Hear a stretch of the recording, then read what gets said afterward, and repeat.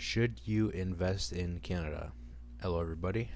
Today I'm going to go over a bunch of different assets and compare their historical growth to that of Canadian assets. And you'll be able to draw your own conclusion from this video. Um, so we're going to start with 250,000. That's going to be the base amount that'll be invested. And that's going to be starting from October of 2008. So the reason for that date is that was roughly the bottom of the market in 2000, like during the Great Recession, and at the bottom of the market is a good starting point for assets because all the greed, all the speculation is cleaned out of the markets. Essentially, it's essentially like a clean slate to like essentially measure how an investment will grow without it already being overvalued, right? It's essentially like a clean slate. All asset values are going to be from August of 2025, and everything is adjusted in Canadian dollar values. Okay, so what does $250,000 turn into? Well, let's start with inflation here. So the new $250,000 of 2008 is now 359,000. So you essentially needed $109,000 of total growth just to break even in that 17-year period. Okay. So the first one, the TSX. What is the TSX? It's basically a basket of Canadian-only companies, such as Rogers, RBC, Enbridge.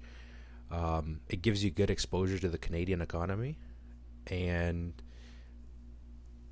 your money would have turned into 677,000, so that's what your $250,000 would have gone to.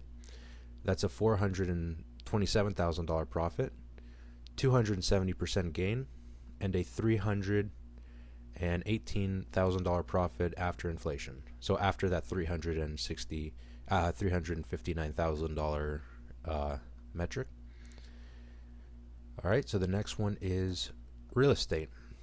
So real estate in Canada, everybody is calling it kind of a bulletproof investment. Everybody in Canada encourages you to buy Canadian real estate, and for good reason. I mean, the growth, it used to be the average home price in 2008 was $250,000, and now it's 689,000.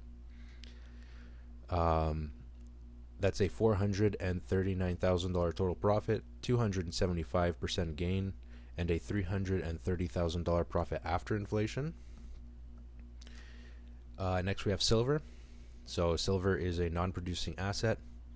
It's bet against inflation. Your $250,000 turned into $1.05 million, $800,000 profit, 420% gain, which results in a $691,000 profit after inflation. Now, this is, like I mentioned, a non-producing asset. So, unlike the TSX here, it doesn't produce anything. So the TSX, it's a representation of the Canadian economy and businesses investing and growing, et cetera, et cetera. Silver doesn't do any of that. It just stays there, and it's essentially just a bet against fiat currency. Okay, so the next one we have here is gold. So we're looking at a $1.27 million price appreciation, which is a little over $1 million in profit, a 508% gain, and a $911,000 profit after inflation.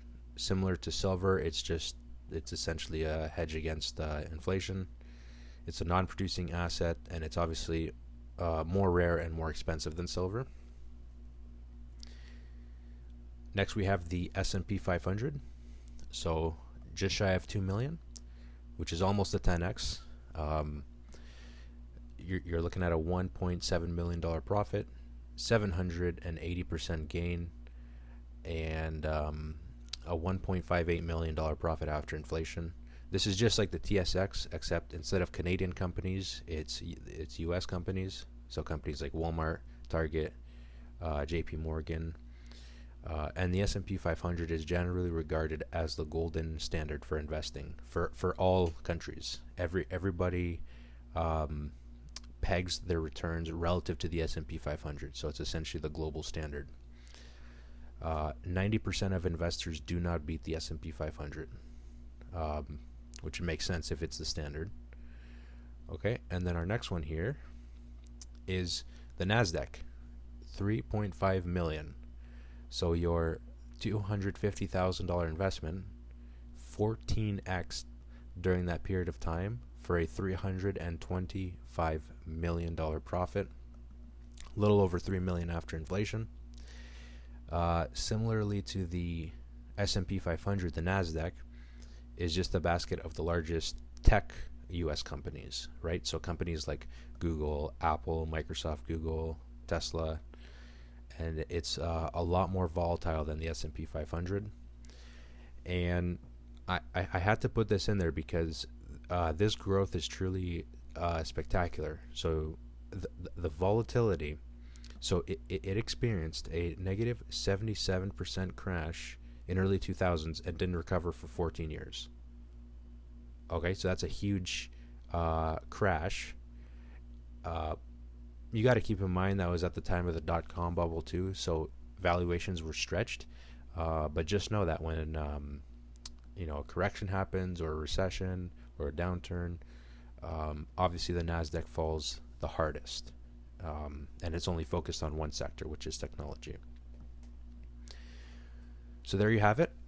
In conclusion, is it worth investing in Canada? Well, the TSX and Canadian real estate were not able to keep up with gold and silver over a 17-year period. And in that 17-year period was one of the strongest bull markets in history. Typically, gold and silver should be well surpassed by producing assets like the S&P 500, NASDAQ, TSX.